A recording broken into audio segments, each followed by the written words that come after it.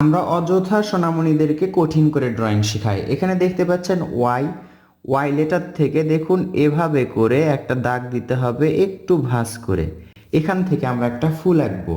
এখান থেকে দেখুন এইভাবে ভাঁজ করতে করতে এটার সাথে লেগে দিব।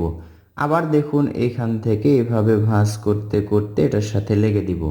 এবার কি করব, এখান থেকে দেখুন এই তো ঘুরে ঘুরে সুন্দর একটা ভাঁজ করে এটার সাথে লেগে দিলাম। আবার কি করব, এখান থেকে দেখুন এইভাবে আরেকটা দাগ নিলাম, নেওয়ার পর এটার সাথে এই তো লেগে দিলাম।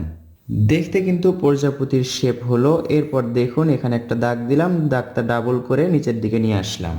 একই রকম করে এখানেও আমরা একটা পাপড়ি আঁকবো। বন্ধুরা দেখে বুঝতে পাচ্ছেন এটা হচ্ছে সুন্দর একটা জবা ফুল।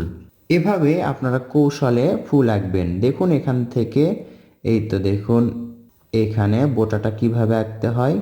এই তো দেখুন এখান থেকে ভির মতো করে এভাবে দাগ দিব আমরা।